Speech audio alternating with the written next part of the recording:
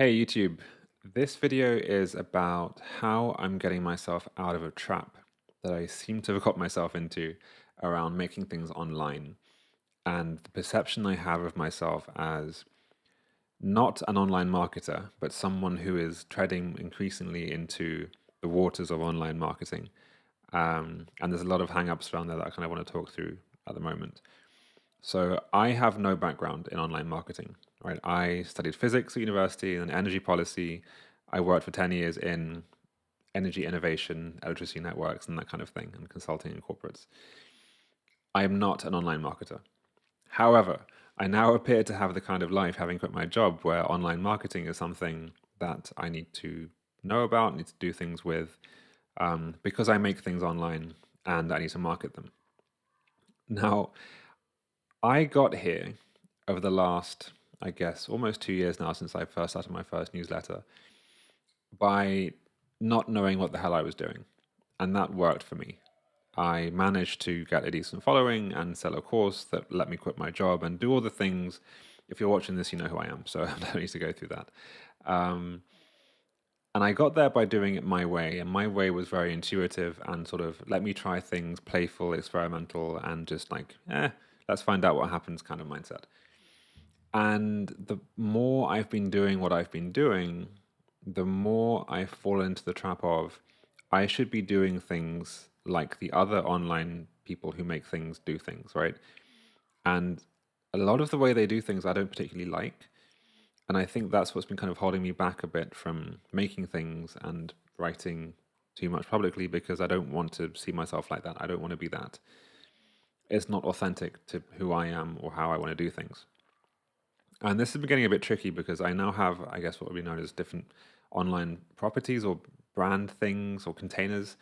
So for completeness, I have my website at michaelashcroft.org that has an essay section and a notebook section.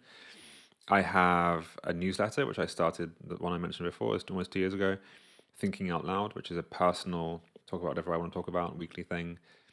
I have this YouTube channel, I have a Twitter account, and I have Expanding Awareness, the Alexander Technique website and associated newsletter. And I have a habit of overcomplicating things. So when I'm like, oh, there's an idea, let me create a new space for that idea. And I end up with this proliferation of stuff everywhere. And I couldn't see a way of being cohesive with it until I had a conversation with a guy called Rob Hardy last night who helped me see things a bit differently. And Rob is a great guy. His stuff below, he's an expert in online marketing and course creation and filmmaking and that kind of thing. And Rob's key idea that well, he's had many ideas, but the one that I've taken on most quickly is the idea of an oasis, online oasis. And an oasis is somewhere that is a refuge from the dry, harsh desert, which is the internet in this case, and creating this lush, inviting, welcoming, nurturing space that you can stay into, you can replenish yourself and find refuge in from the harshness around it. And so Rob says that he wants to build oases, and that's what I want to do as well. I want to build an oasis around ideas. And at first, I liked this idea, and I cottoned on to, okay, why don't I make expanding awareness the oasis? So the Alexander Technique stuff, that can be its own little oasis. And that was a step in the right direction, but it wasn't quite right. And what I realized, I think this last night today, is all of my stuff is an oasis, right? So when someone encounters me somewhere across my channels, let's say that you find this video, you come across my ideas, and I want you to be able to find other things that I've done that are related. And so in a way, it's not that I'm creating an oasis over there. I am the oasis in a sense, or I am a portal to a world of ideas that reflect my personality, my interests, my views on the world and perspectives, whatever, that you can't find elsewhere. So that's I guess my personal monopoly, as David Perel would put it. So what I'm seeing now is that all of my stuff, whatever I do online, is part of my oasis. And I want to make my entire web of ideas and stuff that I make to be a kind of cohesive experience. And the metaphor that I'm thinking of now, and I'm going to be using going forward, I think, is yes, the oasis is one space, it's one cohesive environment. It's a container of itself, and that reflects me and all of my stuff. There are different gardens inside the oasis that you can walk between, you can explore. They each have different vibes and stuff in them, and traits and characteristics. And it's my job to lay paths between them, to say, hey, you have come in, you're in the thinking out loud garden, but over here there's this garden, and over there there's that garden. And in doing this, kind of build a network, a web, a maze, whatever of my stuff that people can explore. And this framing really helps me because no longer am I trying to build a brand or even, I don't know, like get people to listen to me.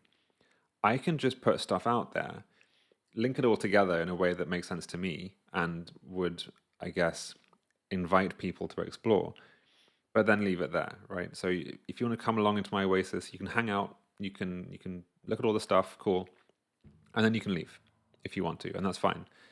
It's a non-coercive oasis.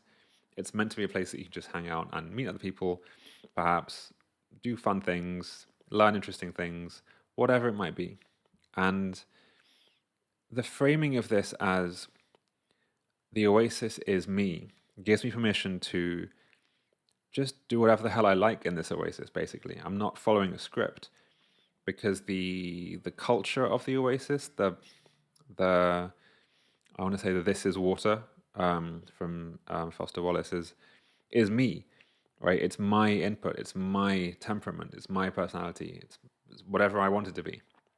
I'm not copying and pasting other people's stuff. So that means if I want to send out ridiculous newsletters and include silly stories and whatever I want to do, I can do it.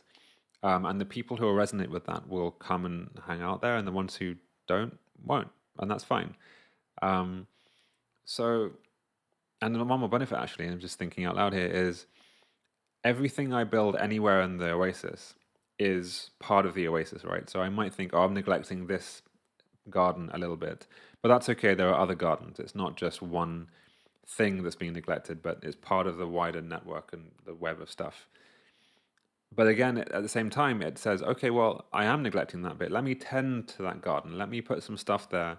Again, knowing that network effects kick in, and the more I invest in each element of the oasis, each one of the gardens, the more the overall vibe of the place becomes substantial and something you can really look at and experience and think, yes, there's something here.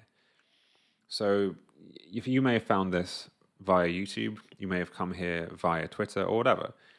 And if you want to stay in YouTube and just enjoy my videos, hope you're enjoying them, that's fine. If you want to go look at the other newsletters and whatever else I make, I will link to these things and you can go and have a look. But you don't have to, right? Different gardens will appeal to different people in different ways. And I can talk about different things in different ways in different gardens. And that gives me the freedom to play around. And it just makes this whole vibe of making things online so much more playful. And I think being in a playful mindset will help me create things that other people will find playful and light and enjoyable. If I make things that feel forced to make, I suspect they will feel forced to enjoy and consume. And I don't want that. So I guess this is just a mini announcement or intention setting exercise of I'm going to be moving forwards with this oasis and garden analogy, metaphor, whatever. This video has been not the clearest encapsulation of it. I'm just trying to capture some of the ideas in this format for my own benefit as much as anything else. But I will link to a notebook post that I wrote on this that's much better written than I've said this here. But yeah, I'm excited by this, and I'm really looking forward to seeing how moving this into creativity will unlock new ways of being and doing things online. So yeah, thanks for watching, and see you next time.